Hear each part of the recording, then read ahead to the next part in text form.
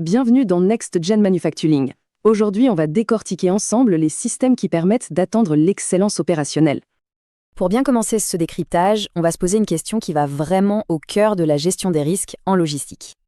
Et la réponse, elle se trouve souvent là, pile dans cette zone minuscule mais ultra critique où les gens, les engins de manutention et des marchandises de grande valeur se croisent.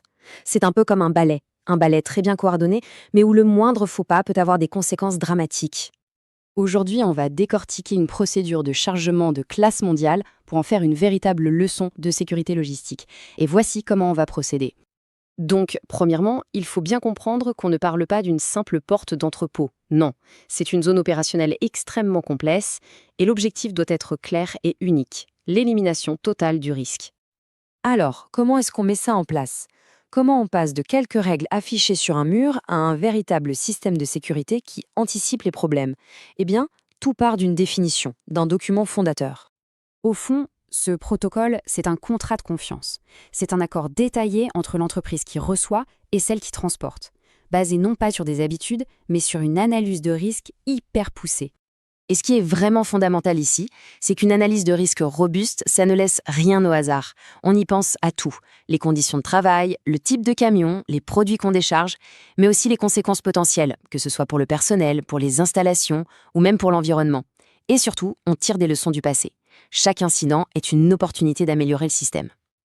Bon, maintenant, entrons dans le concret du processus. Tout commence bien avant d'arriver au quai. Ça commence dès que le véhicule met une roue sur le site. C'est le tout premier contact et il est absolument crucial.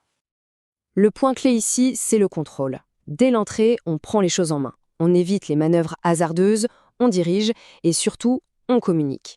Les règles doivent être limpides pour le chauffeur avant même qu'il ne coupe son moteur. On arrive maintenant au cœur du réacteur, le quai de chargement lui-même. C'est là que la coordination doit être parfaite. Les responsabilités de chacun, personnel interne et chauffeur, doivent être gravées dans le marbre. Et là, on voit très bien cette séparation des tâches. D'un côté, le personnel interne a la maîtrise de l'environnement, il sécurise la zone, il guide, il immobilise le camion. De l'autre, le chauffeur a des règles très précises à suivre. C'est ce principe du « chacun son rôle et les vaches seront bien gardées » qui est le fondement de la sécurité à ce stade. Et puis, il y a cette règle, c'est la règle d'or, non négociable. Les chauffeurs ne touchent jamais aux engins de manutention du site. C'est une question de formation, d'autorisation et de responsabilité. C'est simple, c'est clair et ça évite énormément de problèmes. Mais voilà, le risque zéro est un objectif, pas toujours une réalité. Alors que se passe-t-il si, malgré toutes ces précautions, quelque chose tourne mal ? Un système vraiment solide, c'est aussi un système qui a un plan B. Ce plan d'urgence, c'est le filet de sécurité. S'il y a un pépin, on ne perd pas de temps à se demander quoi faire. Les actions immédiates sont définies, les personnes à contacter sont identifiées. Il n'y a pas de place pour l'improvisation, seulement pour la réaction rapide et coordonnée. Et on en arrive au dernier point qui est peut-être le plus important. Un système de sécurité de classe mondiale n'est jamais terminé. Il n'est jamais figé dans le temps. C'est un processus vivant qui doit constamment chercher à s'améliorer.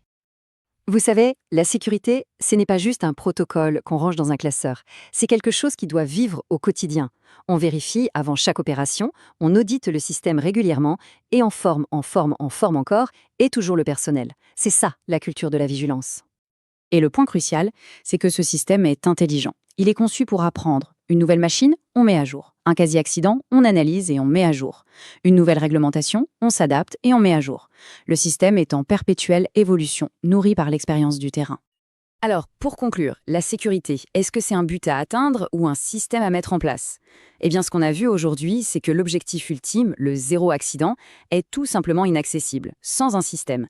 Un système dynamique, intelligent et méticuleusement conçu pour ne jamais s'arrêter d'apprendre et de s'améliorer.